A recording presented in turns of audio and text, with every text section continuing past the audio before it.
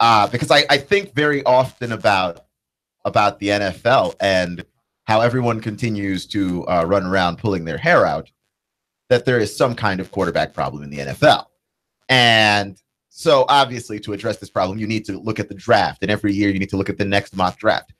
And we have gotten to the point in our NFL viewing as a nation where the NFL probably has the most persistent tail of any sport, though obviously if you listen to all this NBA news, the NBA is catching up. And when I say that a league has a tail, it's from when the season ends, how far after the season do we continue to talk about that sport? How long do we continue to care? And the NFL is really good about getting you to continue to care. The reason why the NBA is catching up is actually less basketball stuff and more personal stuff, which is that it's turning into this gigantic soap opera, which we will continue to update you on because it's fun.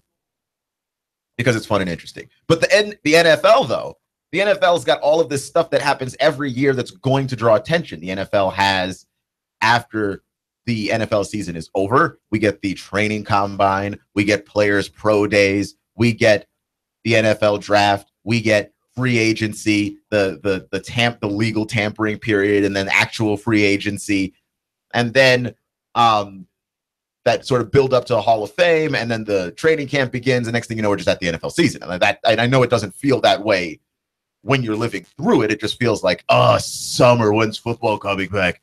But that more or less is how it is. We use all of these points to carry us along the way. So for me, when I look at the NFL, I want to figure out the quarterback problem. You look at the NFL draft. The moment the NFL draft is over, what is the most annoying thing that happens afterwards? You start receiving mock drafts for the next NFL draft an entire year away. Like I saw that on CBS Sports. I watched the NFL draft this year, and then no sooner was the draft completed, right? I opened up my computer on a Sunday afternoon to try and figure out, like who went where and get through the stuff, because I'm not watching like the last rounds of the NFL draft. I have a life, sort of. But I'm not watching those last few rounds of the NFL draft. So I'm trying to figure out who was going where and when. And for me, I wanted to know where Josh Dobbs was going to wind up and all that good stuff. So I was looking through it, and like CBS Sports had a 2018 mock draft, at the top of the draft of which is Sam Darnold, who I'm not going to, poo-poo Sam Darnold. I think Sam Darnold is a very good quarterback. I watched a little bit of USC last year. And I watched that game with Penn State. It was incredible, and he was incredible in it. But Sam Darnold has played exactly 11 games. It's not like Sam Darnold has gone out there and he's got this marvelous body of work. For the same reason that I am very skeptical about Mitchell Trubisky leaving North Carolina and being drafted very highly by the Chicago Bears is the same reason I am currently suspicious of Sam Darnold. Now, Sam Darnold is going to have a larger body of work by the end of next year, but to have a mock draft already about the guy, right? To have a mock draft about him and have a decision on, well, he's the best quarterback in this draft. We don't know that yet, right? There's an entire college football season that's got to happen between now and then. And I would also point out that Sam Darnold at USC in the Pac-12 plays in the harder part of the Pac-12. He plays the part with UCLA, who will underachieve but always fight hard. Stanford. I mean, that's the more difficult part of the Pac-12, right? Like Arizona ultimately didn't wind up going anywhere, but you've got BYU. I mean, you've got the Utah. You've got the more difficult part of the Pac-12 over there, right? Like that's definitely the harder part. We've got Josh Allen is also considered a high pick in next year's NFL draft. I'm looking at this, the Walter Football NFL draft. Josh Allen possibly going to the New York Jets if they pick second. And then you don't see quarterbacks for a while. And I suppose for me, when I'm looking through the quarterbacks, I'm a little disappointed. And I'm a little disappointed because I don't see a whole bunch of SEC guys, which to me is crazy. And it's only crazy in as much as this, right? Um, Though actually, I see Jarrett Stidham down there at 17 going to the Redskins, which I think is an interesting pick, and probably not too far off the dot there. But that's the thing. You got to go all the way down to 17 to get to Jarrett Stidham, even though, I think it's also ridiculous that we're mocking Jarrett Stidham and figuring out where he's going to wind up being drafted. Jarrett Stidham has played, 4 games tops, right? Did he not play 2 or 3 starts before he got injured? Jarrett Stidham's played 3 or 4 games tops, right? And we believe Jarrett Stidham to be supremely talented, and we believe Jarrett Stidham to be good. And he's at a very good situation in Auburn. He's got a lot of weapons. It's going to look good. We believe a lot of really good things about Jarrett Stidham. But A, I don't even think Jarrett Stidham is the best quarterback in the SEC, and B, Jarrett Stidham is an SEC transfer quarterback. So here's the thing that I am asking in the NFL world, and I guess in the college football world, why do we underrate SEC quarterbacks so much? This is going to be the year of the quarterback in the SEC. We haven't had a full-on unit of guys this strong across the entire league, and I don't know. It's been a while, right? It's been a while.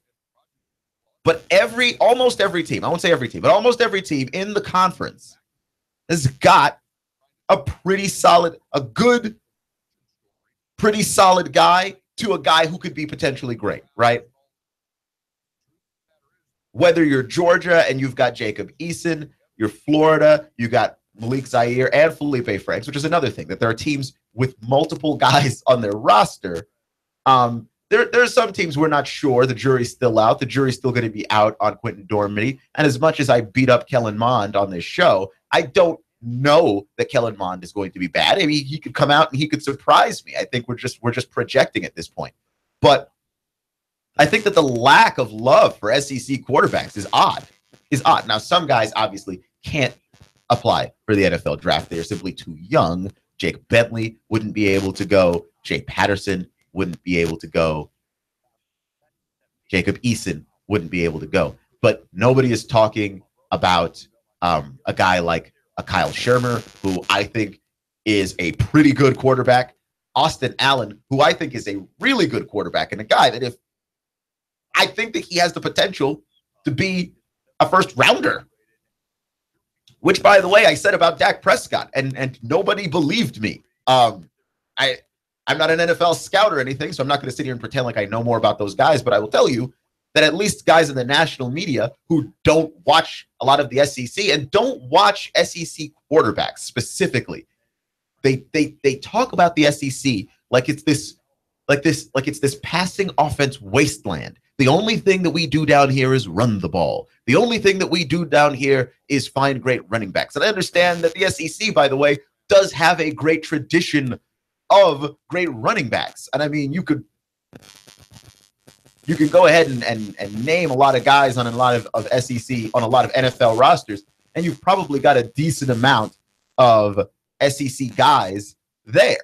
I mean, probably. But, the SEC is not just Alabama.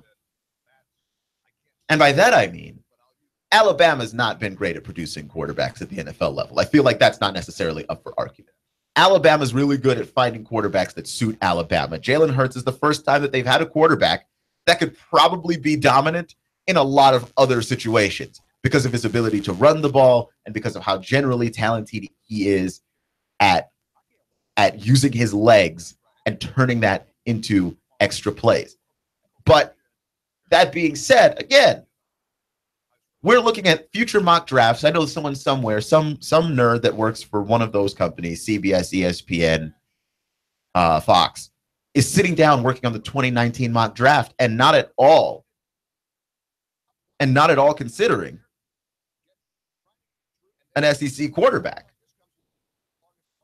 And I think that's crazy. I think that's absolutely bonkers. I mean, you can find a really good quarterback on just about every roster, whether it's Kyle Shermer or Nick Fitzgerald or Shea Patterson.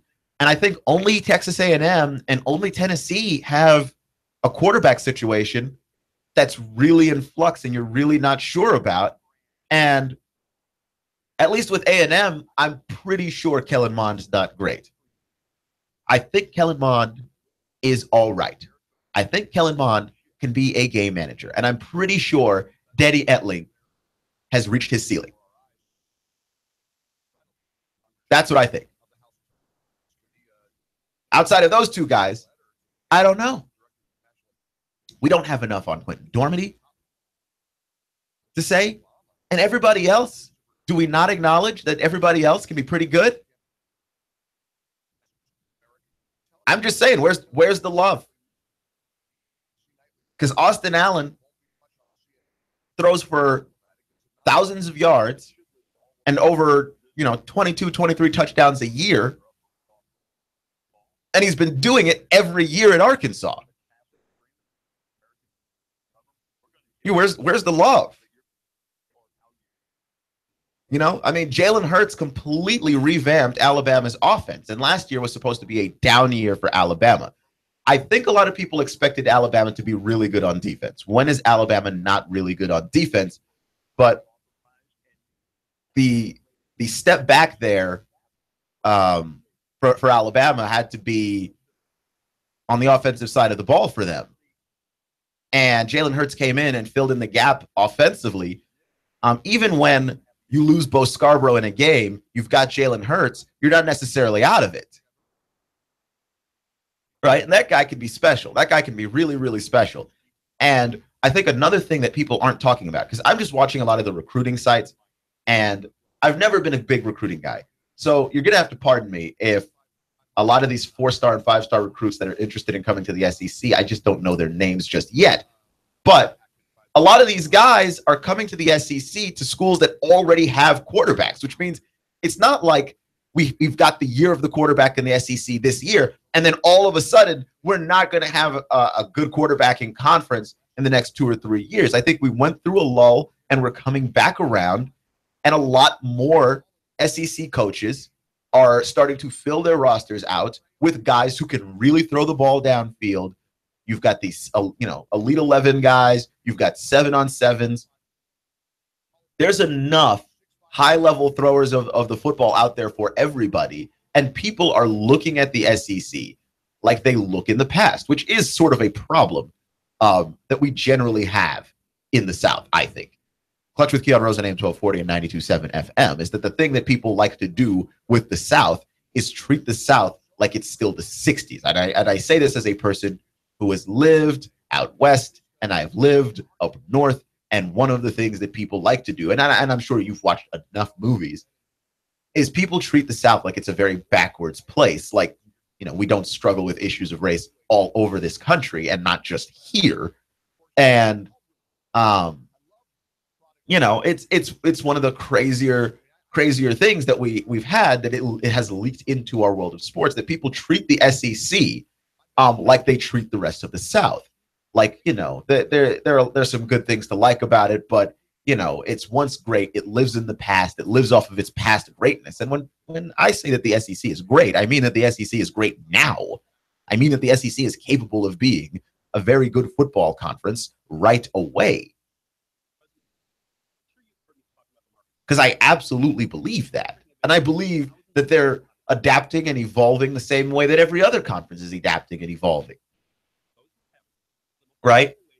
I don't think that the SEC had to adapt as quickly when it came to the spread offense, but everybody has a spread offense now, right? Like, it's not special. It's not like, Chip Kelly introduces this spread attack in Oregon and no one's ever seen it before. The spread offense has evolved. If you have a pro-style offense in college football, you also have some spread variation of it. I can't think of a single school that does not run some version of a spread attack. Everybody does.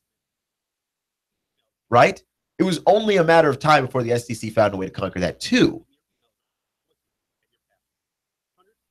It's so weird to me. like we treat the SEC like the SEC of old, that all of these schools play really good defense and run the ball, you know, and that's it. And it's crazier still because that's the reputation that the Big Ten had. That's the reputation that the Big Ten had. And the Midwest is the other region of the United States where we do that, where we say, look, those people are the way that they have always been, but we at least grant some level of progressiveness to the Big Ten, right? We grant a level of evolution to the Big Ten that I think nationally is not granted to the SEC. There's some level of forward thinking granted to the Big Ten, not granted to the SEC. And so no one treats the Big Ten like all they do is play defense and run up there anymore. I mean, the Big Ten and the SEC for the longest time, had the reputations as the toughest conferences, right? But we were playing harder, not smarter. And we've allowed the ACC that level of evolution. We've allowed the Big 12 that level of evolution. Not that it's done them any good because they don't play defense. They've gotten worse.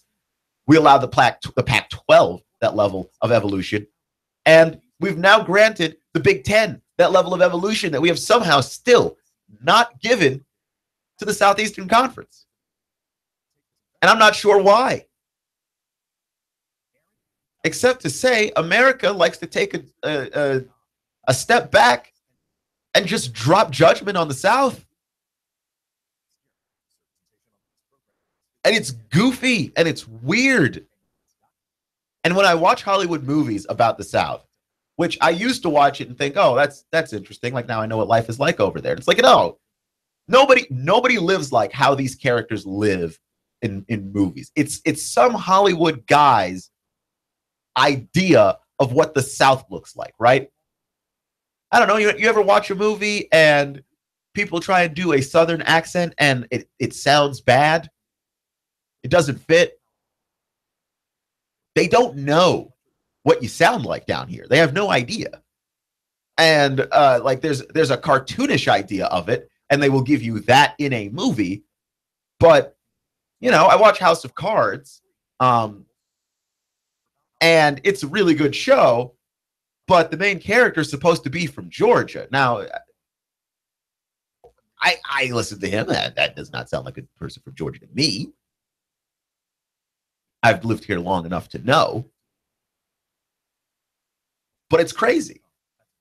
And we have those same old, tired ideas in college football. What do they do in the SEC? Well, they've got good recruiting grounds. They've got big, strong guys in the South.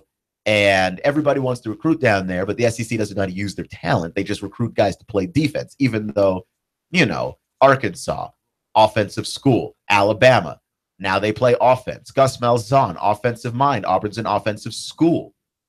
Texas A&M's been an offensive school, right? Tennessee's offensively conservative, but Florida's not. They've been limited by not having a good quarterback, but they've got two guys that they could probably go to now. Right? Kentucky, offensive school. They put up numbers. Right? Like of all the schools where you're like, they just play defense and run the ball, pretty much it's just Vanderbilt, is it not? Pretty much that's just Vandy. And Vandy has to do that. They are one of the weaker schools in the conference. That's just how you play football when you're one of the weaker schools. The people are overrating or underrating the SEC, and they're underrating SEC quarterbacks, in my opinion. Now, Clutch with Keon Rose at AM 1240 and 92.7 FM.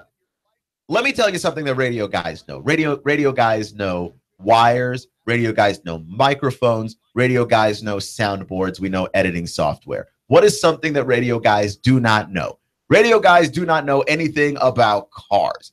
That's why we here at Nooga Radio use Precision Tune Auto Care to help us out, because they're knowledgeable and we're not. They fill in the gaps where you have to struggle maybe just a little bit. Precision Tune Auto Care. They're good for us radio guys. They might be good for you. 2. Clutch with Keon Rose on AM 1240 and 92.7 FM.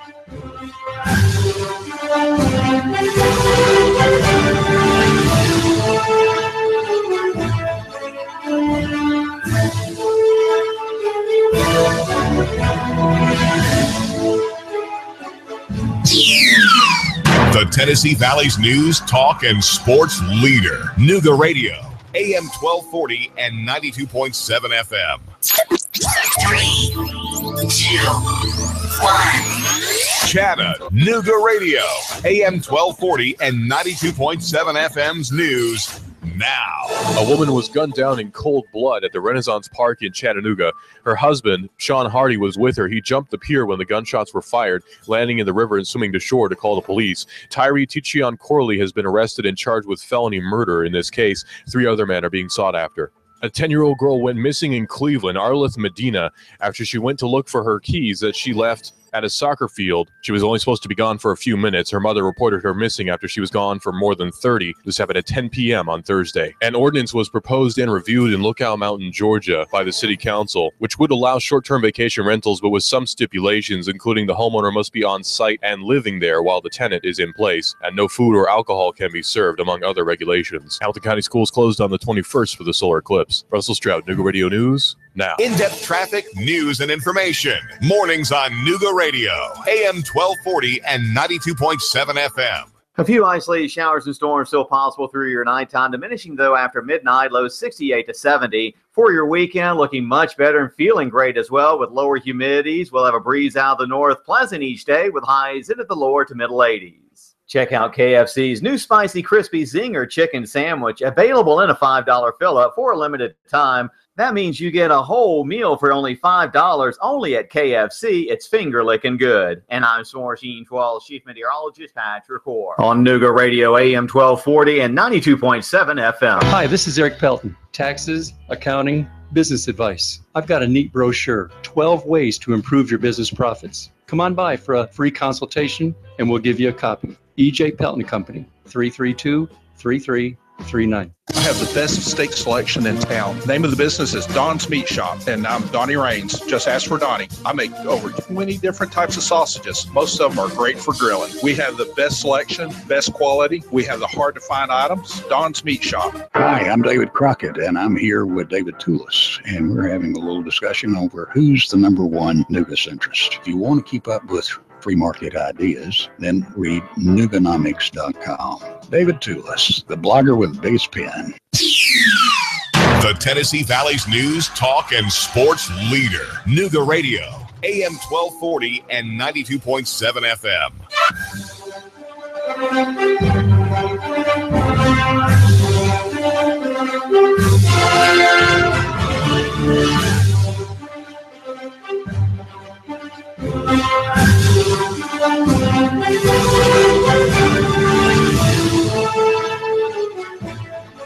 So I have a question for Mr. Roger Goodell, the commissioner of our NFL. Clutch with Keon Rose at AM 1240 and 92.7 FM and Nooga Radio. Where's Roger Goodell? Isn't it strange? Roger Goodell has been involved with every NFL scandal that has happened. Roger Goodell has been involved in all of them. Roger Goodell was involved in Ray Rice. Roger Goodell was involved in Deflategate. Roger Goodell was involved in the Adrian Peterson thing, where Adrian Peterson whipped his child and had to go to court for it, even though that is of no consequence to Roger Goodell. Roger Goodell was involved in Bountygate. I really hate that we have gate after all of these things. I like the Deadspin calls the Deflategate Balgazi, but I don't know. I feel like that's still too soon. People died, so I don't think that that's as funny. But he's been involved in Bountygate, Deflategate, Adrian Peterson, Ray Rice, Greg Hardy. Like, name a person to discipline. He's been there. He disciplined Le'Veon Bell. Le'Veon Bell failed the drug test. Roger Goodell was on top of it. And Ezekiel Elliott may have allegedly beat up his ex-girlfriend. And where's Roger Goodell? Where's Roger Goodell? Roger Goodell was in everybody's space during their respective scandals. This is also an important one. The best player on America's team, I wouldn't say the best, but I would say the most important player on America's team, is in trouble over domestic abuse, which is something that the NFL has pledged to take a strong stance against. And Roger Goodell is missing in action. Now, I think there's a couple of things going on here, right? One thing is that Roger Goodell is tired of being the commissioner that everybody hates. Oh, we didn't think it was affecting him, but it was affecting him. When you come out to every NFL draft and you're supposed to announce the players for every single team, and every time you come out, there's a nice gusty and hearty boo coming from everywhere in the rafters. I think that Roger Goodell, that eats away at him. I think Roger Goodell wants football, the game of football, to be great underneath him. And I don't think that he likes that everybody hates him. Again, he's been involved in every scandal, so he did this to himself because he didn't have to, right? The NFL can investigate all of these things without Roger Goodell.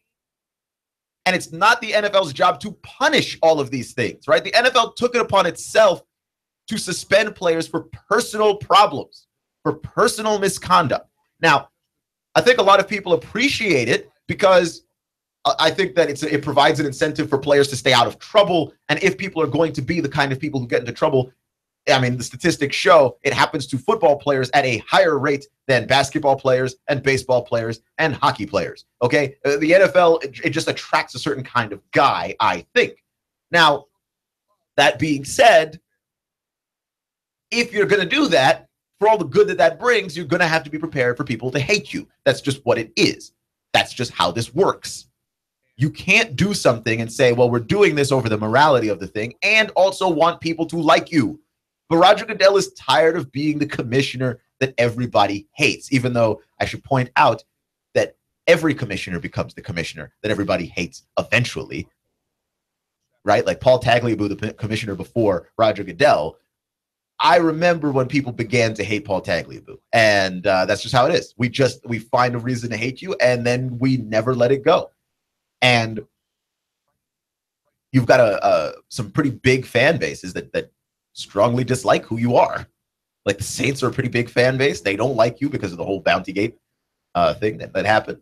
The Patriots and their fans, they don't like you, right? Adrian Peterson fans in general, and there's a lot of them because Adrian Peterson was great in his prime. Like, come on, man.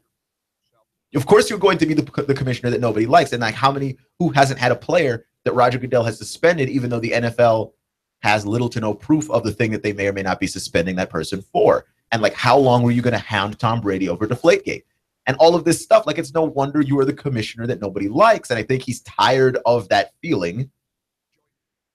And he's tired of it. The other issue here is that Ezekiel Elliott is potentially a moneymaker, right? He's potentially a moneymaker. Ezekiel Elliott is a really dynamic player in the league, and he plays on the Dallas Cowboys, which means when you're dynamic and you play on the team that everybody loves and the team that everybody hates, guess what? That's going to be more polarizing, right? Like, that's going to be more attention, more eyeballs on that guy. People watch the Cowboys to root for the Cowboys. People watch the Cowboys to root against the Cowboys. And Ezekiel Elliott's going to be a big part of the reason why going into the future. And he's so young. He might be the youngest person in scandal that we've had so far. And I do think that there is a certain level of the NFL that does not want to have Ezekiel Elliott potentially in jeopardy constantly. Because Ezekiel Elliott's going to put himself in bad situations for a while. That's what it looks like.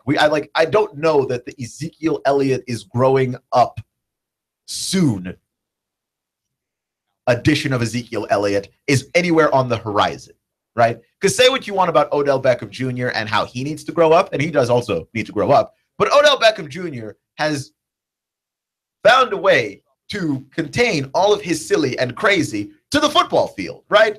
He's got the off-the-field antics, but what was his off-the-field antic? He went to Miami with his boys and threw up a photo on Instagram. It's stupid, right? Like, yeah, don't do that right before a playoff game. It's dumb. But what did he do wrong? What crime did he commit? What law did he break? Nah, he was just being dumb. That's fine. Odell Beckham Jr. is young. Young people get to be stupid. It comes with the territory of being a young guy. Where I look at Ezekiel Elliott is that, like, you get to be dumb, but if you are potentially breaking the law, we got to look at you sideways. When you are potentially doing something that is illegal, we got to look at you sideways. And so far in the last, year since Ezekiel Elliott's been in the league, we've had 4 things, right? We've had a case of reckless driving where Ezekiel Elliott got pulled over. That one didn't even get reported in the news because, like, what is the point? He has so many other things going on. We've got the domestic abuse, which is still being investigated. I'm not going to pin it on him without any proof, but the fact that you're involved in it is a problem. He may or may not have punched a DJ. Again, I'm not going to pin that on him, but I will pin on him the fact that anyone could say that he was there and that anyone could say that it was him. I will pin that on you for being in the wrong place, right? NFL training camp's about to start. Why are you in the club? You had all summer to be in the club, right? Like, put it aside for a little bit. He's got that. He had the thing where he lifted up that woman's shirt at the St. Patrick's Day parade and showed the world her goodies, which, again, and I cannot stress this enough, America, but if a woman doesn't want you to do that, that's assault. That's sexual assault. If she didn't want you to do that and you do that, that's assault. So don't do that. Like, and at some point, it's just going to be like, do we need a babysitter for Ezekiel Elliott? Right? Like, he's caught up in 4 things. Roger Goodell has said a word about none of them. None of them. And this is Roger Goodell, who loves to have his nose all up in everybody's business. Like, he just likes to be there. And suddenly, the most active, most disciplinary commissioner in the history of the NFL is silent as the grave. I got a problem with that. I got a really big problem with that. I do. It's somewhat reprehensible. Now, if he wants to be liked, that's actually less reprehensible. Because I can understand, like, being booed everywhere you go, where that just gets to be so played that you're like, you know what? I'm going to back off it a little bit. I think it's kind of sad that he caved to fan pressure, but that's the power of fans. That's what they do. That's how they do it. Those are their methods. I don't think Roger Goodell is a bad guy. I don't even think he's been a bad commissioner, really. Like, what has Roger Goodell done wrong? Outside of I think some draconian discipline. Like, what has he really done wrong? I don't know. And he's not David Stern, right? Like, David Stern, when we turned as NBA fans on David Stern as commissioner of the NBA, David Stern enjoyed the villainy. David Stern began to lust after the villainy. He would say things that would upset fans just to do it because he didn't care. He would go to the draft, and when people would boo David Stern, he would take his hand and cup it behind his ear. Boo louder! Boo louder! David Stern enjoyed the villain role once we decided he was a villain. Roger Goodell doesn't seem to enjoy it very much. He's not embracing it. He doesn't want it. He doesn't like it. It hurts him. I can understand why. It's not his deal. He does not want it.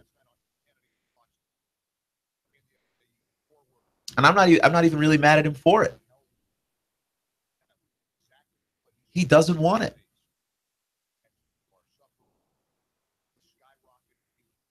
Clutch with Keon Rose on AM 1240 and 92.7 FM. I'm just wondering where he is. Where'd he go? So Conor McGregor and Floyd Mayweather are going to fight in a fight that will waste everybody's time and money. And there is now a new avenue to this where they have found a new way to waste your money, which is if you don't want to sit at home by yourself and watch the pay-per-view. Say you are not capable of attracting friends to this fight, which is insane because everybody wants to see this fight, but nobody wants to be the person to pay for it. At least I think that nobody wants to be the person to pay for it because, as I have said multiple times, and will say one more time, if you buy this fight, you are a sucker, and I can't help you. I just can't. I don't have what it takes. I'm not made of magic. And we should just take a stamp and just stamp it on your forehead. Sucker. If you buy the pay-per-view for this fight.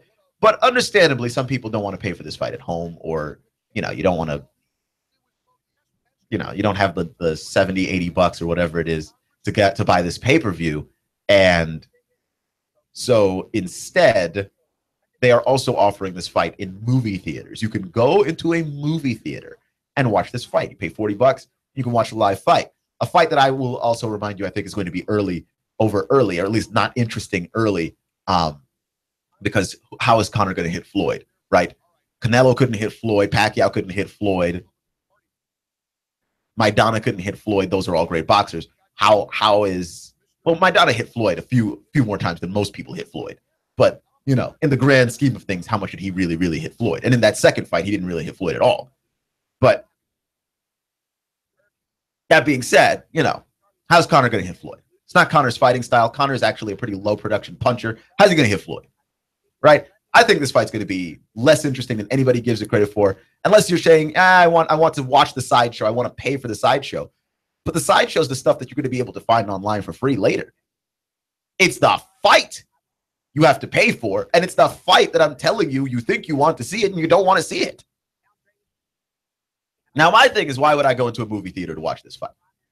Right? Why would I do that? Because this is a fight that has played on racial lines already, right? And both guys are doing it, right? Conor had some stuff that he said that I think a lot of people took as being racist. I just took it as a guy that's being Irish and doesn't understand how American racism works. But regardless, people got upset. People did get upset. And then you've got Floyd who covered himself in the Irish flag, which is obviously upsetting to everyone who's Irish. Floyd, who has gone full homophobic in all of those pressers. Floyd, these guys have made this very racial, and they don't seem to have a problem with this being very racial because it's all about money for both of them. They just care about selling the fight. They don't care why you watch. But here's the thing. If this is going to be a fight along racial lines, it's one thing to be a sucker and buy the pay-per-view from your house. It's another thing to go into a movie theater filled with people you don't know with a fight drawn across racial lines and sit down and talk about how you're going to watch that. I'm telling you right now, I ain't going. Right. And that, even if I wanted to watch the fight, I will pony up the extra money and watch that thing from my house. I will find some friends to see if we can split the difference of the cost. I am not going to a movie theater with a bunch of people I don't know. And a fight that started off racial and just got more racial. Like, I'm not doing it. Okay. I am a black guy living in Chattanooga, Tennessee. And they have made this thing so racial. I am not going into a movie theater. That's too much unpredictability for me. Right? I wasn't necessarily one of those people that when Trump got elected, I was like, I'm going to stay home. Some people did. I had some friends where they were just like, ooh, today might be the day I call in from work. Because how do you know how people are going to react? I actually thought the freakier situation would have been if Hillary got elected and you were in the South and all the angry people. That would have been the crazier situation, I thought. But I had some friends that were like, yeah, I'm staying home. For me personally, I still went to work.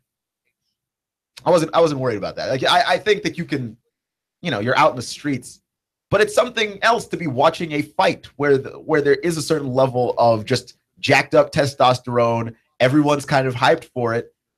If this fight doesn't go the distance, if it ends in controversy, if it ends in just some level of buffoonery and chicanery that you have not yet realized, which, again, I cannot stress enough, how possible it is with this circus that we've already been given. If you want to go out there and be surrounded by a bunch of people who have paid $40, like, what if this fight gets stopped in third round, first, second, or third round, right? Whether it's Conor stopping Floyd or Floyd stopping Conor, though it's going to be Floyd, if anything, right? Say that happens and people just shelled out $40. Where do you think this goes? Where do you think this goes? Because I've had some pretty crazy situations watching fights with people in a Buffalo Wild Wings, which, by the way, is not dark. It's pretty well lit. And people, you've got some room. You've got your own personal space, which you've got less of in a movie theater. So I'm gonna ask you, do you really feel safe in there? In a movie theater? I don't. Like, if stuff starts to go wrong, can I just get up and leave? Right? Because I remember when John Jones fought. Was it John Jones? No, it was Anderson Silva and Chael Sonnen. Sorry.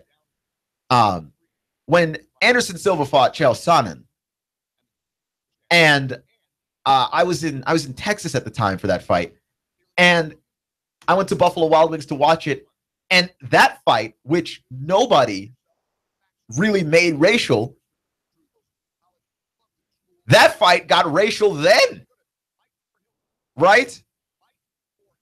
And it has some similar vibes to it. You have a guy that's a very talented fighter, considered the best of his generation in Anderson Silva. And then you have Chael Sonnen, who, for all that you want to say about his talent and everything else, one of the great talkers in the history of fighting sports, talked his way into a fight with Anderson Silva. And he did a tremendous job of doing so. I just think that, like, you're looking at this and you're going, well, at least both of those guys fight the same sport, right? Like, they do the same thing. And it's not like Anderson Silva dominated that fight. He just got out of it. But I'm looking at this and I'm like, this is a fight where McGregor and Mayweather have made the fight racial, and they've made the fight racial by design. That's the thing that scares me, because people buy into that kind of stuff. That's why they're buying the fight. And I'm not going into a movie theater where it's dark, where I have less personal space, where it's harder to leave with a bunch of dudes I don't know to watch a fight that may or may not end in some kind of riot. I'm not trying to do it. So now, adding to the list of reasons why I'm not going to be trying to watch this fight, I am both not a sucker and, I like being kind of safe. I might stream some of it, though, if I'm honest with you. Watch with Keon Rose on AM 1240 and 92.7 FM. I got more LeVar Ball stuff to talk about. I don't want to, but you got to shine a light on stupid when you can. Watch with Keon Rose next.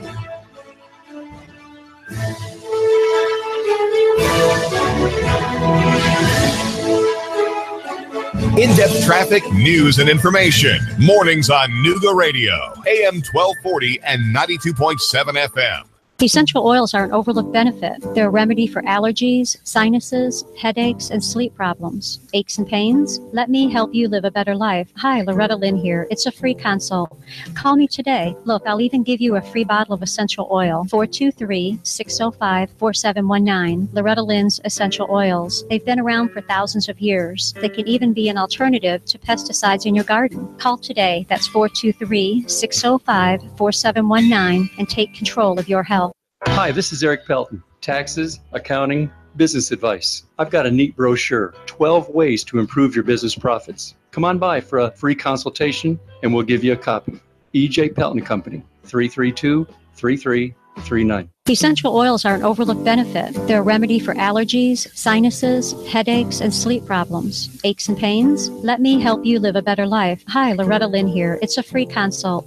Call me today. Look, I'll even give you a free bottle of essential oil. 423-605-4719. Loretta Lynn's Essential Oils. They've been around for thousands of years. They can even be an alternative to pesticides in your garden. Call today. That's 423-605-4719 and take control of your health. This is Thomas DeMoss with Keller Williams Realty. I am a realtor in Chattanooga. We list and sell homes, work with buyers, work with home sellers. I have been involved in real estate for over 10 years. My background is as a real estate investor. That is what I bring to the table, is that real estate investor mindset. My job is to help you sell your house for the most money, employing the best marketing strategy and walking you through what can be a rather stressful process. So we are encouraging people who are on the fence or even thought about selling their house to give us a call. There's no obligation. We're just here to kind of have a conversation, let people know what the process is like, what the market is like, what values they can expect to receive. We work with buyers as well. I also have a buyer's agent that works exclusively with my buyers because we want to give our clients as much attention as we can. My cell phone number is 423-364-0028. Our website is northriverpropertygroup.com. That's northriverpropertygroup.com. We'd love for you guys to call us. And now to our reporter in the field.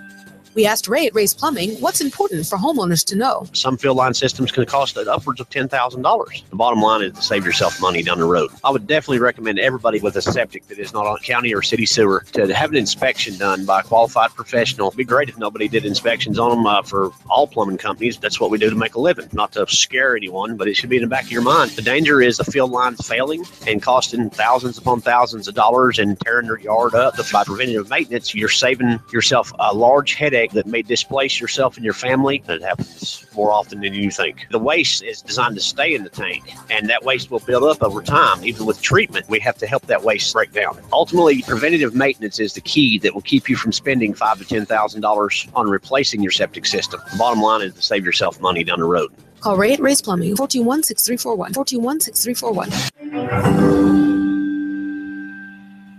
My name is Trevor Ashley. I'm an attorney here with the law firm McCoon, Williams, Ashley, and Stanley. We have a show on Nooga Radio called Legal Bites, where we discuss legal topics of interest to our listeners: estate planning, business formation, and business transactions. Legal Bites, 11 a.m. on Wednesday. Essential oils are an overlooked benefit. They're a remedy for allergies, sinuses, headaches, and sleep problems. Aches and pains? Let me help you live a better life. Hi, Loretta Lynn here. It's a free consult. Call me today. Look, I'll even give you a free bottle of essential oil. 423-605-4719. Loretta Lynn's Essential Oils. They've been around for thousands of years. They can even be an alternative to pesticides in your garden. Call today. That's 423-605-4719 and take control of your health. Hi, this is Nadia behind the green door. You've had ice cream and you've had shaved ice, but have you had snow cream? It is amazing. It's light, airy, fruity snowflakes melting on your tongue. You need to come and see us. Highway 58, green door next to Hardee's. Does your business have enough clients? Are you confused about how to stand out in today's saturated social media market? Do you feel lost trying to navigate the maze of marketing channels which are necessary in today's marketplace? Are you fed up with spending your time and money on employees who don't perform and marketing strategies that don't produce? Then you need Cindy's Choice. Cindy will solve your marketing problems with their innovative shared marketing management concept that will allow your business to have the benefits of a full-time employee that is actually out building relationships in the community on behalf of your brand. Cindy's low monthly rate includes advertising, employee management, public relations, and creative marketing strategies that produce. Cindy can bring this all to you at a rate lower than most advertising campaigns and for much less than the cost of hiring a marketing employee. Cindy's Choice is your trusted source, and Cindy will manage it all for you. Hi, I'm Cindy. I focus on the prospects so you can focus on the projects. Call me at 423-661-4445. That's 423-661-4445. So you can become Cindy's Choice. Nooga Radio, AM 1240 and 92.7 FM knows your opinion is important. So call 800-8949. Agree or disagree. Call 423-800-8949. 800-8949. Nooga Radio, AM 1240, 92.7 FM, and 95.3 HD4. News, talk, sports. Nooga Radio. Charge!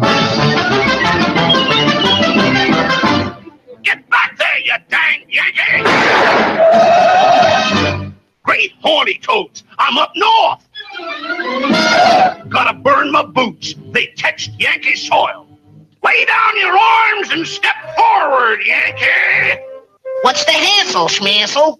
My orders from General Lee is to hold the Macy-Dixie line, and no Yankees are crossing it. The Tennessee Valley's news, talk, and sports leader. Nooga Radio, AM 1240 and 92.7 FM.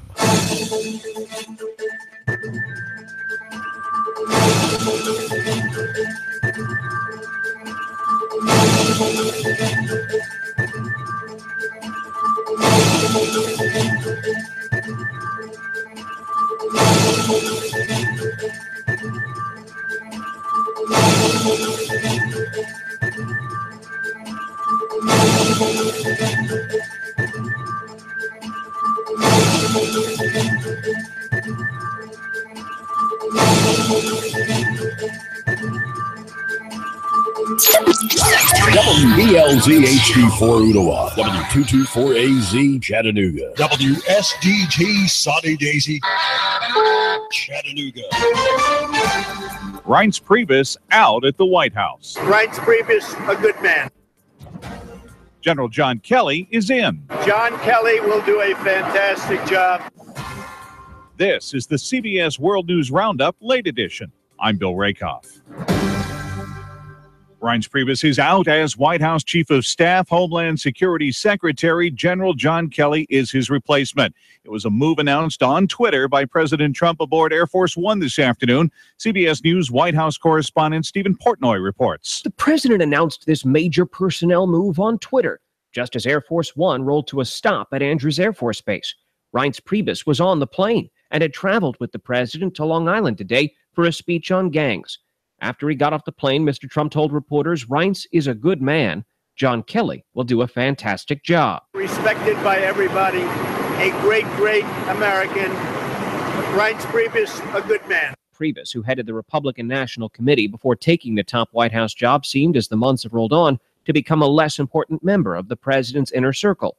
The announcement of his ouster comes just as a rivalry between Priebus and new communications director Anthony Scaramucci comes into public view. Stephen Portnoy, CBS News, Washington. The move to replace Priebus as Chief of Staff with John Kelly came after that blistering interview given to the New Yorker by the incoming White House Communications Director Scaramucci. In that expletive-laced interview, Scaramucci derided Priebus and said he would resign soon. University of Virginia political analyst Larry Sabato. The newest communications director, Mr. Scaramucci, all but said that Priebus was out, and apparently other aides within the White House have also been telling people that it was just a matter of time. Whether he was specifically fired right now or whether he decided that it was time to go and turned in his resignation, we'll have to see which option it is. But it's been obvious for at least the past week and maybe longer that he was not long for the White House.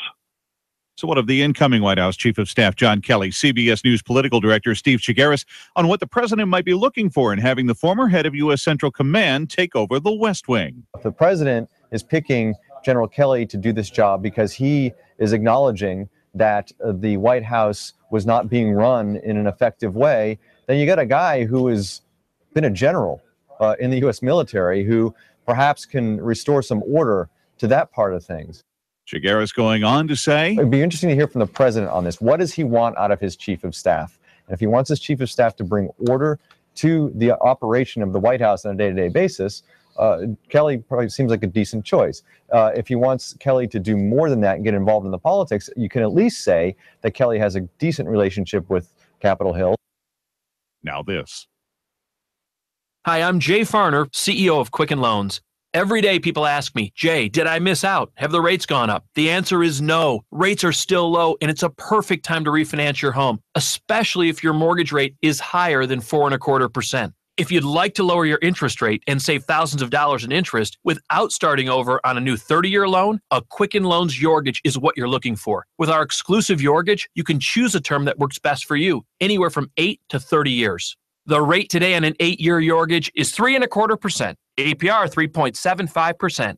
For 7 years in a row now, J.D. Power has ranked Quicken Loans highest in the nation for customer satisfaction for primary mortgage origination. And for the 3rd year in a row, they've also ranked us highest in the nation for mortgage servicing. Call us today at 800-QUICKEN or go to QuickenLoans.com. That's 800-QUICKEN. For J.D. Power award information, visit jdpower.com. Call for cost information and conditions. Equal housing lender. Licensed in all 50 states. NMLSConsumerAccess.org number 3030.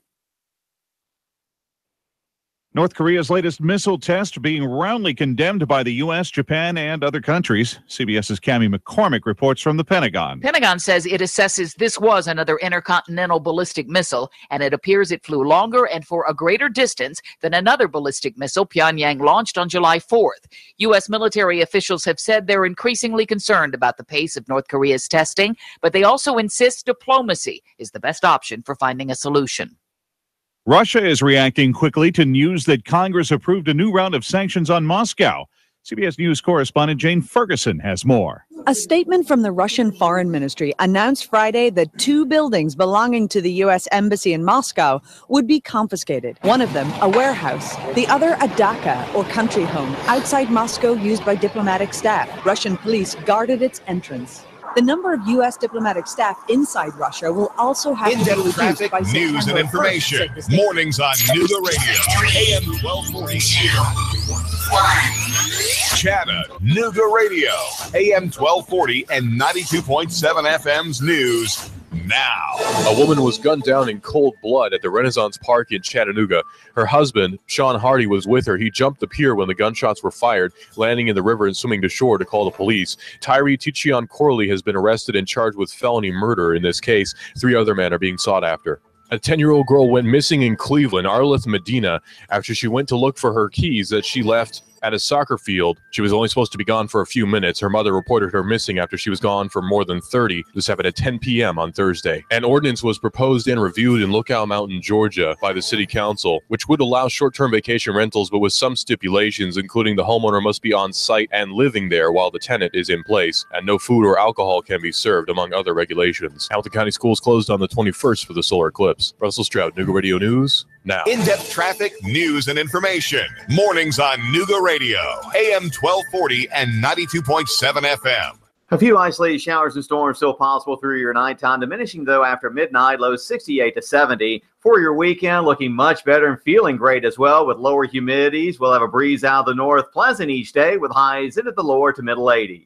Check out KFC's new Spicy Crispy Zinger Chicken Sandwich, available in a $5 fill-up for a limited time. That means you get a whole meal for only $5 only at KFC. It's finger-licking good. And I'm Swarsheen 12 Chief Meteorologist Patrick Orr on Nooga Radio AM 1240 and 92.7 FM. Now, me being a radio guy, I'm really not good with vehicles. Never changed my own oil, can barely change a tire. And sometimes when I hear a clanking, I just turn the radio up louder. Not a real good idea. So I need to be able to trust someone when they look at my vehicle. Well, I found the guys. Locally owned and operated here in Chattanooga. It's Precision Tune Auto Care. They're your neighbors. There's 3 locations in Chattanooga. And since they're Nooga Radio's official oil change center, they're going to extend the great deal they give to us to you. Just $20 for a standard oil change. Can you imagine that? $20 for a standard oil change. You're in and out in no time. $20 for a standard oil change at Precision Tune Auto Care. And they treat all of their customers like family. With show and tell, they'll show you what's wrong, point out the problems, and tell you exactly what it will take to get fixed. They really do have pride in what they do at Precision Tune Auto Care. Precision Tune Auto Care with 3 locations. 2125 Gun Barrel Road, Chattanooga, 4221 Hickson Pike, and Highway 58 next to Dunkin' Donuts. Call 602-5955. That's 602-5955. Precision Tune Auto Care. Nooga Radio, AM 1240 and 92.7 FM knows your opinion is important. So call 800-8949. Agree or disagree. Call 423-800-8949. 800-8949. Nooga Radio, AM 1240, 92.7 FM, and 95.3 HD4. News, talk, sports. Nooga Radio.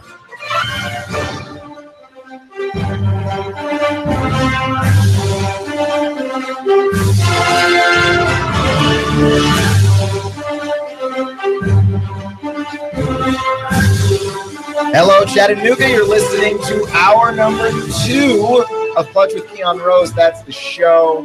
Nooga Radio is the station here on AM 1240 and 92.7 FM, and NoogaRadio.com is our website. Yeah, we've got I think we have a problem, a perception problem. because I've lived in the South now for a while, and I've lived outside of the South for a while.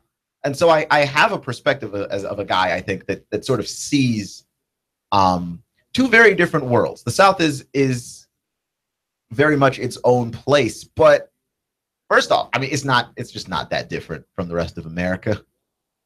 It isn't. But like, I'll watch shows like The Daily Show, and other shows that make fun of the South, in large part because, you know, we have a lot of conservatives down here, so it's easy. You get to make fun of the people who have an opinion opposite yours, and then you get to make fun of just the South, which I feel like, especially New Yorkers, that show's based in New York as well as a lot of shows, New Yorkers generally like to do, right? Bill Maher, The Daily Show, all the Comedy Central shows, like they generally tend to treat the South like, oh boy, it's just a wasteland down there. Why would anybody want to live down there? You know what I mean? And it's semi-insulting, right? And I actually think that that's part of the reason why a lot of these NFL caliber quarterbacks are not necessarily getting a lot of the attention and respect that they deserve, because I think of where they are located, that the SEC is seen as this sort of extension of the South. It's seen as a place where football's not progressing, football's not advancing, right? It's seen as backwards. Like, people don't treat the South like it's advancing in any particular kind of way, which is kind of insane, because a lot of America's major metropolitan areas are here. But yeah, it's treated in that way, especially the SEC. The SEC is treated like they still play football the way that we played football in the 80s, right? We're just going to run. We're just running the triple option down here. That's all that's happening, right?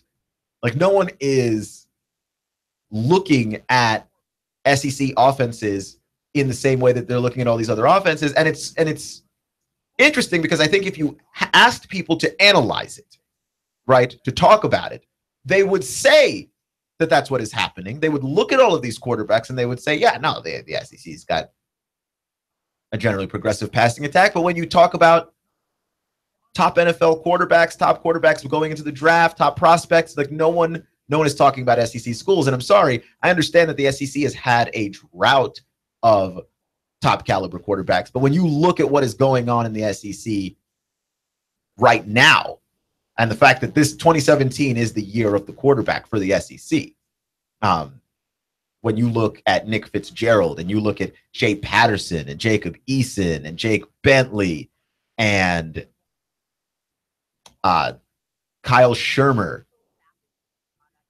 I mean, you're looking at a lot of very quality quarterbacks. And so I looked at a lot of these mock drafts and a lot of these top NFL ranked quarterbacks on CBS Sports. The last updated NFL draft prospects ranking that they had, the only SEC quarterback that they had on their list was Jarrett Stidham, who is a Big 12 transfer to the SEC. That's the only person that they've had on their list. Like, this idea that the SEC is producing a talented player who could potentially wind up being a good pick for somebody in the NFL draft. The national media doesn't share this, right? And everybody was surprised by Dak Prescott, and I think they're about to be shocked again. Someone's going to slip through the cracks that should really be getting a lot of attention.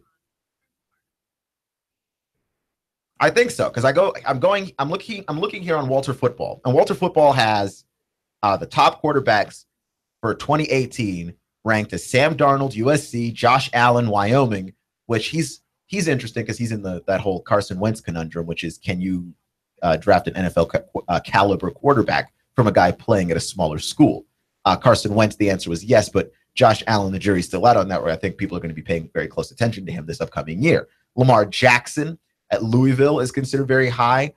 Josh Rosen, who, for me, honestly, I'm not as high on Josh Rosen as most people, UCLA. And you have to get all the way down to number 5, Nick Fitzgerald, before you get to somebody that might find themselves playing on Sundays from an SEC school. Then you go down a couple of more, and you can get to Jarrett Stidham at at 7.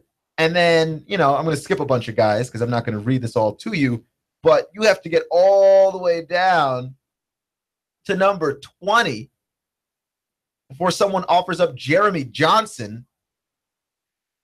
And I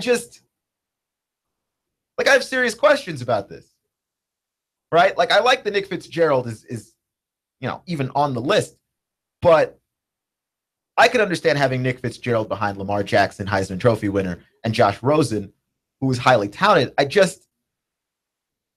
We are reaching with the Josh Allen thing. And we don't have that much on Sam Darnold. And Nick Fitzgerald is going to be a very good quarterback. And he's like, by the way, when you look at the measurables of all of these guys, Nick Fitzgerald fits the mold. He's 230 pounds. He's 6'5". Projected 40 time of 4.74, so right around where you'd like. But he's probably going to be a second or third rounder. That's probably where he's going to wind up, right? Because Darnold is projected as a first rounder. Josh Allen's projected to go anywhere 1 through 3. Same thing for Lamar Jackson, who, if he puts up any more video game numbers, will probably go in the first. Josh Rosen will probably go in the first because it's going to be a loaded quarterback draft next year. Josh Rosen's probably going to go in the first, but I just don't like the way he finishes games. Then you've got Chase Litton from Marshall going after Nick Fitzgerald, and then Jarrett Stidham. I mean, look, I understand that, that the SEC has this reputation of, well, they just play defense and run the ball. But let's be honest. Offenses have evolved a lot since then. For everybody, every conference has evolved to handle, stronger, faster defenders. Every conference, every school has adopted some version of the spread. And the SEC's retooled a quarterback. Right? And I'm not expecting a lot of these young guys to be considered as draft prospects already. But what I'm saying is, I'm looking at this list and I see every Allen not named Austin Allen. I see a Kyle Allen. I see a Josh Allen. Where's Austin Allen?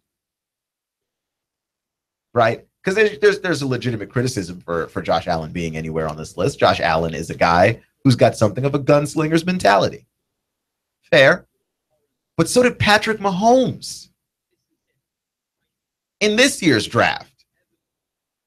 So did Jared Goff in last year's draft. Like, guys with gunslinger mentalities get drafted frequently. It happens because it's not a bad trait to have if you can reel it in. Brett Favre had a gunslinger mentality. If you could find yourself a Brett Favre, you'd be pretty happy.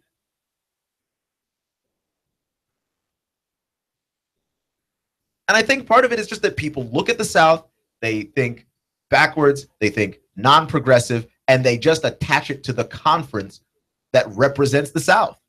Because there are teams in the ACC also located in the South that don't necessarily have that same stigma. Nobody has that same stigma about Florida State and Larry Fedora and North Carolina and Louisville. No one or Clemson. No one attaches those same stigmas to the ACC, but they do to the SEC because the SEC is more strongly considered the Southern Conference. And it's just silly, and it's plain wrong.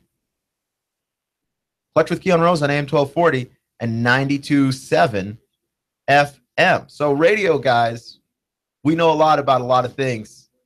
We cover a lot of stories. We cover a lot of news.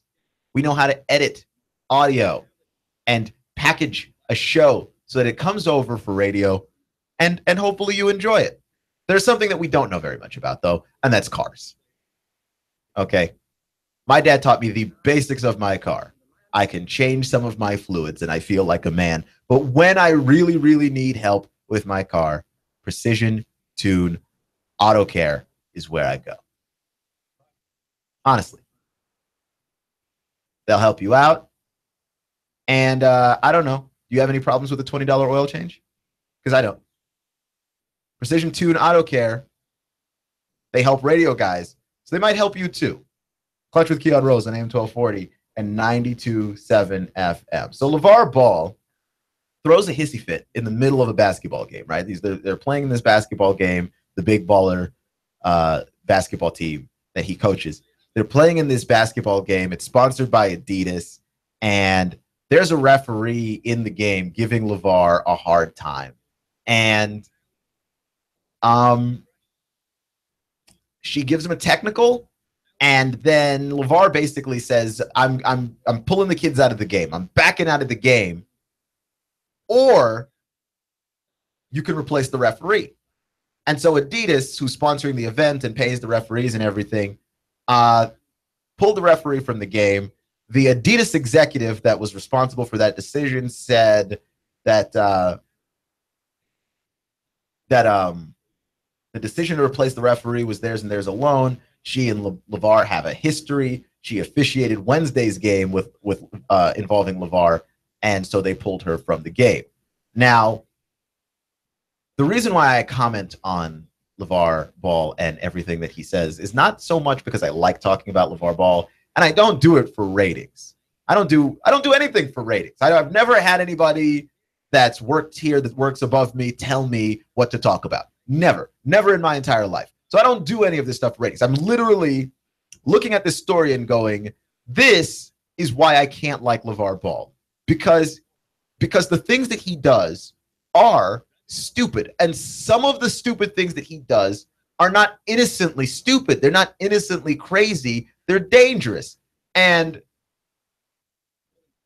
I've heard people say, but LeVar, he's fun. And I like his energy and all of this stuff. And there's no denying that LeVar Ball is a pretty brilliant salesperson and a pretty brilliant marketer. And drawing attention to himself is something that he does so that he can sell all the stuff he's trying to sell so he can make money, right? It's America. Do what you've got to do. I'm not going to judge you on that front. But when it comes to you being sexist and misogynistic, I'm not a fan. And I'm telling you, the stupidity surrounding LeVar Ball, the amount of just dumb that circles this guy on a fairly regular basis has very strong undertones a lot of times of just blatant sexism. And if you choose to say, well, I just like the guy's energy and whatever, then you are choosing to ignore stupid. And sometimes stupid can be dangerous. That's why you have to call it out. When people say something that is inherently dumb, if you let it hang, they will continue to believe something that is wrong. And LeVar Ball thought his hissy fit and his threatening to pull out of whatever game was perfectly acceptable behavior, even though, he's coaching kids and they're supposed to be looking up to him as an example, which is laughable at best. It isn't. And whoever it was at Adidas that caved and pulled that referee from the game, weak. They're absolutely weak. Okay? And to be clear, I know this has something to do with sexism because of LeVar's explanation after the game. That he essentially believes that she was calling fouls and handing out technicals because, well, she just had to show the world that she was a woman and that she's better than men. And all of this stuff that he is just projecting onto her, we haven't heard from her. She hasn't spoken since. He doesn't know that she thinks that. That is LeVar Ball's opinion on the issue and it could just be she called fouls because she thought she saw fouls and she gave him a technical because he's a jackwagon. How about that? How about that as a possible explanation, right? Like LeVar Ball is just acting like a giant man baby. And so when you act like a giant man baby, you get technical fouls. It happens in every level of the game. When I was playing basketball in middle school, I had a coach that got a technical from a referee in middle school just because he got upset with a few calls and let the referee have it. Referees don't like that, okay? And this is every sport, right? But she's doing it because she has to assert her dominance, right? She's a woman. That's the reason why she's doing it. And that's the sexist opinion. Because no one said anything the other day about the referee having to assert his dominance in, the Texas Rangers game the other day, where the umpire told Adrian Beltre to stand in the on-deck circle. So Adrian Beltre picked up the on-deck circle and moved it to where he wanted to stand and got back onto the on-deck circle. It was truly the most hilarious moment in baseball this year. But also, when the referee tossed Adrian Beltre from the game, no one said, well, he did it to assert his dominance. That may have been why. But you don't read those kinds of things into men. Right? We don't read those kinds of things. And it's when women are in positions of authority that we do this to them. Right? When a woman is in a position of authority, she's bossy. We do this. We do this frequently. And I watched a TED Talk on this. This is not my own original idea, and I wish I could remember who it was. But I was watching a TED Talk, and the speaker, I thought, made an absolutely great point, which is that when women are in positions of authority, women are considered bossy. You don't call men bossy, right? You might call your boss, who is a man, a jerk, right? You might assume he has it in for you. But there's something about a woman being in a position of authority that when they make decisions that we don't like, we say that they are being bossy. Or, and hopefully not, but I've heard it, some other B word. Because we don't like women telling us what to do. We don't. We have a very big problem with that, right? That's why it's a big deal when we have female referees in places, because referee is a position of authority. You're supposed to keep the game together. You're supposed to keep the game flowing. You're supposed to keep the order of the game. And when you suppose that a woman makes decisions merely because she is a woman, that is sexist. And I wouldn't have any insight into LeVar's mindset around women, except I still very much remember what happened when he went on Colin Cowherd's show and essentially refused to talk to Christine Leahy, who was asking him questions. And I know that studio is awkward, and the way he has to like turn to look at her and answer questions is weird. But other people come on that show and do it all the time. So I don't take that as an excuse. And he just basically put his hand up and told her to stay in her lane, because Christine Leahy, being a co-host of that radio show, would be an authority figure, which LeVar Ball does not want to listen to. He doesn't. Right? And for Adidas to cave to what it is that this guy wants, right? I'm threatening to forfeit the game. I'm threatening to pull my team. For him to cave to this guy says an awful lot about, the power that LeVar Ball has at this point, that we've given him based, quite frankly, just on pure celebrity. But also, it has a lot to say about how we just kind of view women in positions of authority. Like, we just don't like it. Right? She was not asserting herself. I would bet lots of money that she was not just asserting herself because she felt, well, I'm a woman, so I have to assert herself. I have to assert myself. She's asserting herself because she's the ref. She's the person in charge of order. If you test a referee, if you test an umpire, they're going to give you a tech or they're going to toss you. That's usually how this goes. And when men do it, we don't usually suppose they are doing it so that they can assert something. The authority is already given. The permission is already granted in our minds. There's something about a woman where we have to like make her earn it. Even though she's the ref, she's already earned it, right? Whatever certification she needed to be a referee, she's gotten already. So it's pretty insane that Adidas caved to this, that happened with him in the first place. And I don't think that this pattern of stuff is over. Right? And as long as we continue to just let the man operate under being a celebrity, but that's how America works now, then he's gonna keep doing this stuff. Like, you can't tell women to stay in their lane. What are you suggesting? What are you suggesting? Cut that out. Clutch with Keon Rose on AM 1240 and 92.7 FM.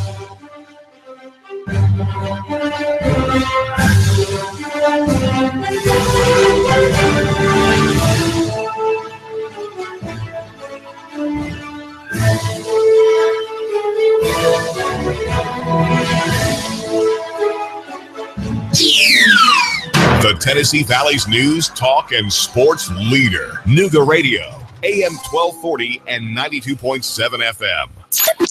3, 2, 1. Chattanooga Radio, AM 1240 and 92.7 FM's news now. A woman was gunned down in cold blood at the Renaissance Park in Chattanooga.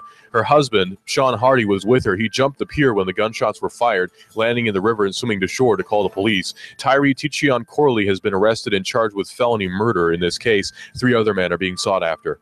A 10-year-old girl went missing in Cleveland, Arleth Medina, after she went to look for her keys that she left at a soccer field. She was only supposed to be gone for a few minutes. Her mother reported her missing after she was gone for more than 30. This happened at 10 p.m. on Thursday. An ordinance was proposed and reviewed in Lookout Mountain, Georgia by the city council, which would allow short-term vacation rentals, but with some stipulations, including the homeowner must be on site and living there while the tenant is in place, and no food or alcohol can be served, among other regulations. Hamilton County schools closed on the 21st for the solar eclipse. Russell Stroud, Nooga Radio News, now. In-depth traffic, news, and information. Mornings on Nooga Radio, AM 1240 and 92.7 FM.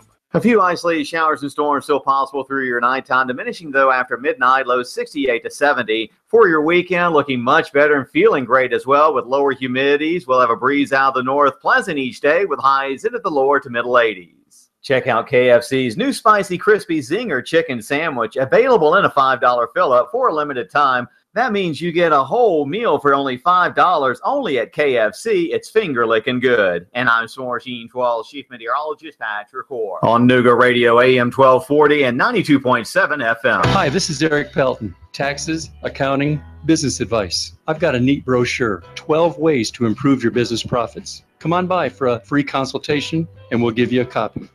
E.J. Pelton Company, 332-3339. I have the best steak selection in town. Name of the business is Don's Meat Shop, and I'm Donnie Raines. Just ask for Donnie. I make over 20 different types of sausages. Most of them are great for grilling. We have the best selection, best quality. We have the hard-to-find items. Don's Meat Shop. Hi, I'm David Crockett, and I'm here with David Tulis, and we're having a little discussion over who's the number one Nooga centrist. If you want to keep up with free market ideas, then read Nooganomics.com. David Tulis, the blogger with the biggest pen. The Tennessee Valley's news, talk, and sports leader. Nooga Radio, AM 1240 and 92.7 FM.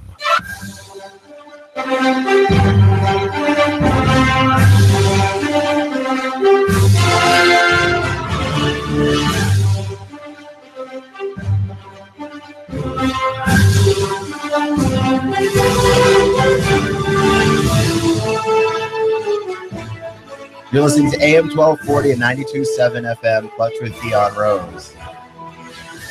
It's nice to build up equity in your life. If you could do that, do that. And I'm not talking about financial equity. I'm talking about social equity. I'm talking about getting to the point where people just like you no matter what. And people will do anything to defend you no matter what. And you can spend your social equity. And, you know, I can't imagine a person right now in sports that's got more social equity than LeBron James. Probably Tom Brady. Probably Brady. But they're in that discussion of like top 5 social equity guys because LeBron has completely screwed up the Cleveland thing. Completely screwed up the Cleveland thing. And like, no one's blaming him. LeBron receives zero blame for screwing up the Cleveland thing. Because I find it interesting. I listen to a lot of radio hosts, a lot of sports radio, other shows, and a part of the narrative is all Kyrie. It's all, is Kyrie immature? Is Kyrie spoiled? Is Kyrie this? Is Kyrie that? I can't believe he wants to leave LeBron. And we're passing nothing onto LeBron. And I'm not even going to like talk about LeBron's entire history, which is that whenever he leaves a team winds up completely devastated because, you know, he's the best player. So obviously when the best player leaves a team, it's devastated. Kevin Durant left Oklahoma City, which Kevin Durant's not the best player. He's the second best player. And Oklahoma City had another great player.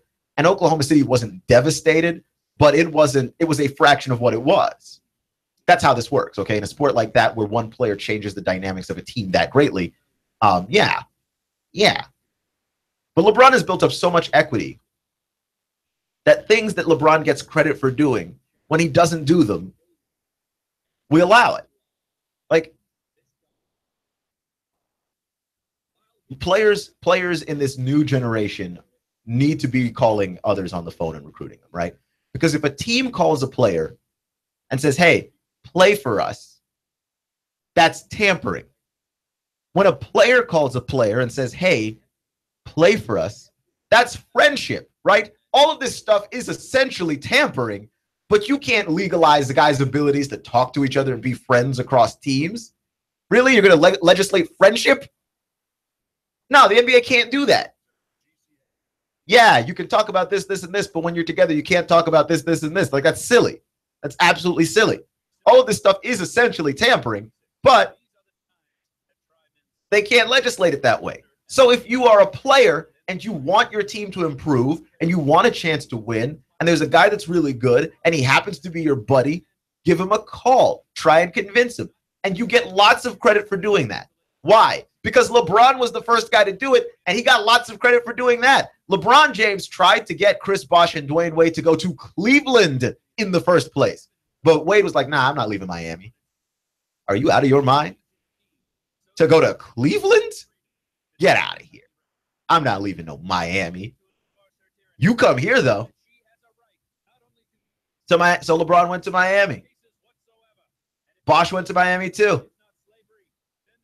Right? And that's how this whole thing started. Guys that were friends calling each other, they get together to play on the same team. And then LeBron James goes back, and he finds that Kyrie's already there.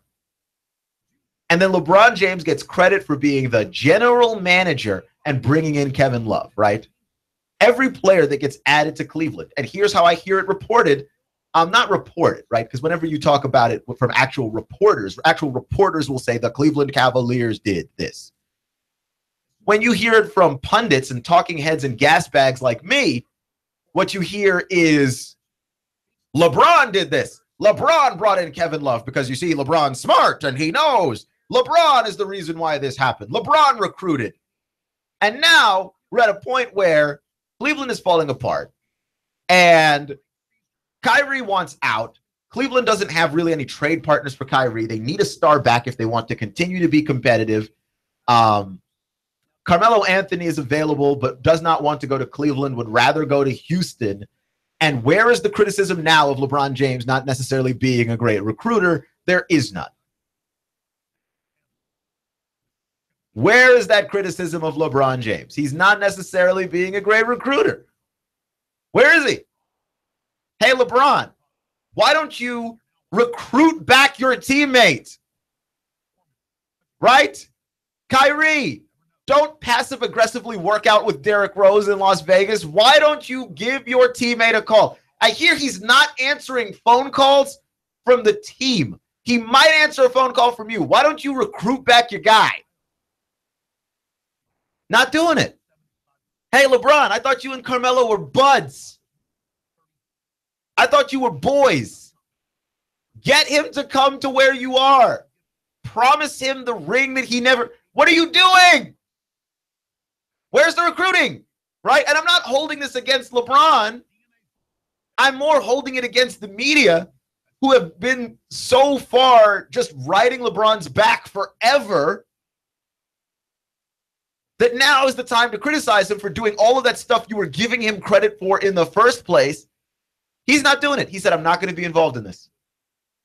I'm not going to be involved in this. Well, then, what is the point? What is the point of having a guy who we consider to be the greatest basketball player on the planet? What is the point of having a guy who is considered to have this sphere of influence, who has this gravitational pull, who has special perks that other players on his own team don't have, who has all of this other stuff, this clout around the league, this respect that guys are willing to crawl over broken glass for the opportunity to play with LeBron James. What is the point of supposedly having all of that if you can't even convince ringless, hasn't seen the playoffs in ages, Carmelo Anthony, to join your basketball team? What is the actual point?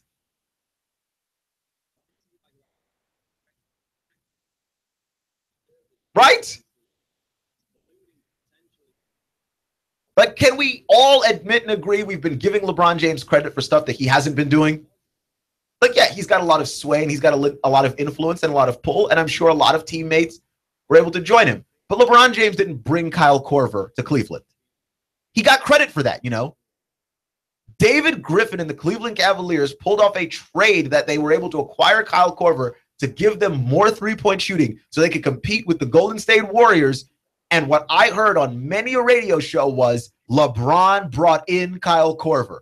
LeBron did not bring in Kyle Korver. LeBron James is not in the front office calling up teams, trying to match contracts to figure out how all this stuff fits, right? LeBron basically just says, look, I need this. I need shooters.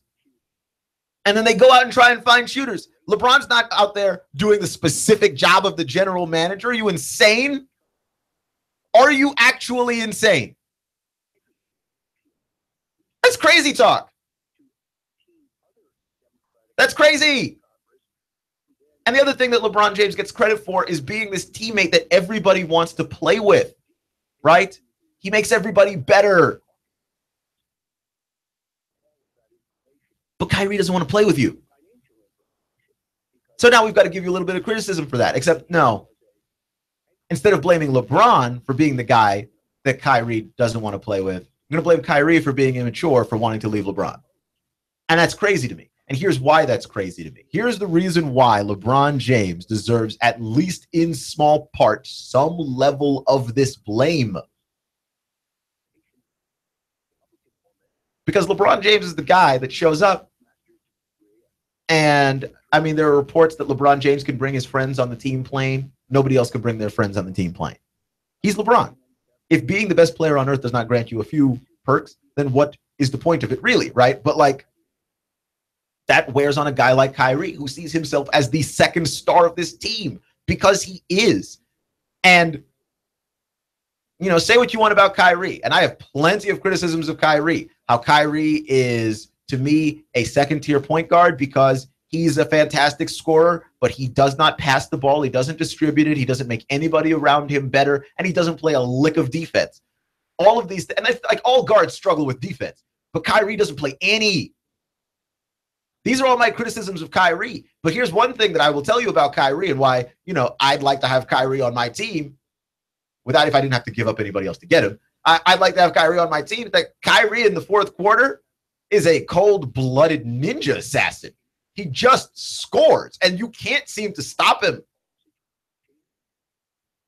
He just finds a way to get the ball in the bucket in a way that LeBron James either cannot or does not want to at this stage in his career.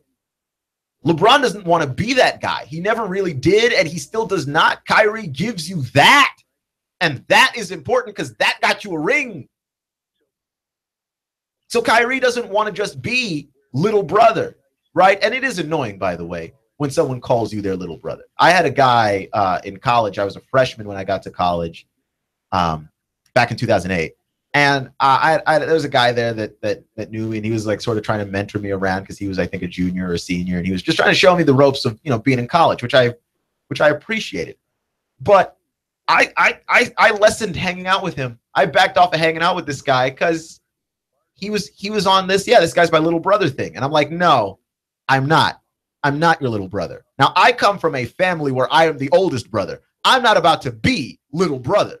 That ain't me.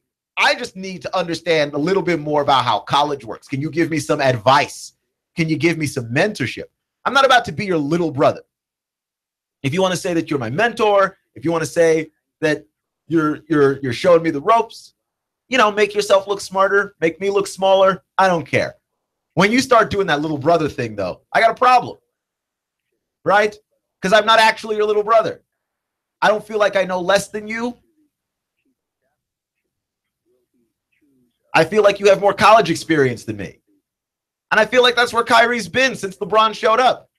Kyrie was already in the league for 3 years, was signing a new contract when LeBron James showed up. Kyrie wasn't a scrub, right? I do have legitimate doubts as to whether or not you can build a team around Kyrie. And I think everybody has those. But Kyrie's not a scrub either. Kyrie sees himself as a guy who can carry a load, who can be a pivotal part of a championship team. And the way he feels like LeBron James describes him and the way he feels like LeBron James treats him is like little brother. And Kyrie is like, dude, I was the number 1 overall pick too. I'm not your little brother.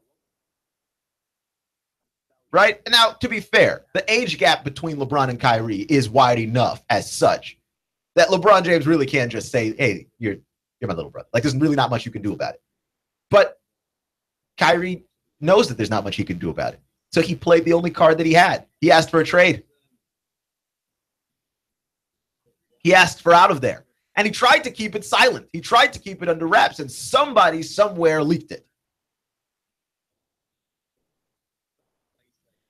Which is unfortunate. But I understand where Kyrie's coming from. Like, I do.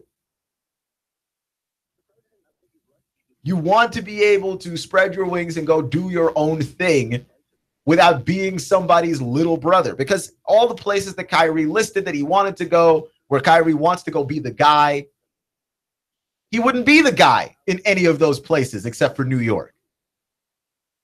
He wouldn't be the guy. But it's okay. I don't think Kyrie minds being second fiddle to Jimmy Butler, who is not giving up that team. I think Jimmy Butler is not going to treat Kyrie like little brother. I don't think Kyrie minds playing second fiddle to Kawhi Leonard and Greg Popovich because they're not going to treat him like little brother. I don't think that Kyrie minds going to Miami and butting heads with Dion Waiters, who is delusional but also fantastic. He just doesn't want to be somebody's little brother, which is a feeling that, quite frankly, I totally get and totally understand. Because at some point, you see yourself as a grown man. And unless you are actually someone's biological younger brother, another grown man saying, this is my little brother right here. Yeah, that doesn't feel good. That doesn't work for me. Right? Even if pairing myself with this person is going to give me a very high degree of success, is it worth giving up my manhood over, right? Like, is it worth burying my pride over? People say ego, but there's a difference between ego and pride, right? When someone's got a big ego, it is, what we're saying essentially is that we're describing somebody with, and I don't know that Kyrie has too much pride. I think Kyrie has a regular amount of pride. That doesn't mean that you get to bury it because someone is treating you like a child, right? Kyrie's 25. So I imagine to a lot of people he is a child. But you think back on your young days when you were just becoming a man. Did you see yourself as a child? No, right? Right? When you look back on it in retrospect, you were like, I was immature. I was. Clutch with Keon Rose on AM 1240 and 92.7 FM. I actually had a thought today. I was wondering about Julio Jones and his earring, if he ever found it. I don't think he ever did. I don't see any updates on the dive team that Julio Jones hired to find his $100,000 diamond earring that he lost in a lake. He was jet skiing. Why have the earring on in the first place? That's my legitimate question. Why have the earring on in the first place? I'm really confused on that. But anywho, John Gruden has talked about returning to coach. He's talked about returning to coach. And I laugh every year at the reports that people reach out and ask John Gruden if he'd like to come back and coach, because why would John Gruden want all of that? he gets paid way too much money by ESPN to be a Monday Night Football color commentator. Okay, and he's pretty good at it. And he watches football all the time. Like, he's around the game that he loves. The stress level is lower. He already has a Super Bowl. Why does John Gruden need to come back and coach? And everyone seems to have this belief like somehow he's coming back. Listen, John Gruden's never coming back. Bill Cowher's never coming back. They've already won Super Bowls. Let it go. But there was a quote on John Gruden coaching where John Gruden essentially was saying, hey, I am I think about coaching all the time. Every year I prepare myself to coach. Sometimes I show up in camp. I show up in the offseason and people let me coach. I jump in drills and they still let me install plays and call plays at some places. Which, you know, I get, but that's not the same thing as like really, really being a coach. Like, if you want to install plays and stuff, I don't know. I think I'd like to see John Gruden work in football at some point, like work with a team. But I don't know that coaching is necessarily what he wants to do. Because, like, look at the teams with coaching vacancies. The teams with coaching vacancies are teams that need help, which means you're going to show up and you're going to stink for a while. I don't know that John Gruden is trying to sign up to stink. Here's what I think about John Gruden showing up and coaching. I think John Gruden shows up. I think he likes to be on the football field. I think he likes to interact with the players. I think the training camp, the installing plays, doing the drills with guys, I think he gets a little bit of a high off of that. I think he gets a little bit of high off of his quarterback camp, where he'll bring in whatever is the top prospects from the new year of quarterbacks. I think he likes going out there and talking to those guys and running plays with those guys. That's what I think that he likes. I don't think he wants to do that for an entire NFL season. Your job's on the line. Why isn't this team getting any better? You've got grumpy, irate callers on sports talk radio. You've got all the media that used to be your friends now turning the angle and turning the lens back on you now and wondering why it is that you're not winning. Like, you don't want all of that stress, right? Now, he's in a pretty good position where he's been with ESPN so long. He could leave ESPN, try to coach, see if he likes it, maybe decide he doesn't, and go back to ESPN. ESPN would take him back. But I just don't think that that's a very good plan, because I think that John Gruden likes the sweet, cushy job where he doesn't have to coach for his livelihood, right? I think we keep throwing John Gruden back out there because he's very young. He's 54. And we keep throwing him back out there because we remember that the Super Bowl, he won the Super Bowl. But John Gruden's career coaching record is what, 94, 95, and 81? He's not very far above 500. Like, that one bad season could put John Gruden at being an all-time 500 coach. I think we're overselling the John Gruden thing just a little bit. Clutch with Keon Rose on AM 1240 and 92.7 FM. Thank you for joining me this week. Remember, folks, it's not how you start, it's how you finish. Stay clutch, and I'll see you in 24 hours, 72 hours. Monday. I know how to count, I promise. See y'all next week.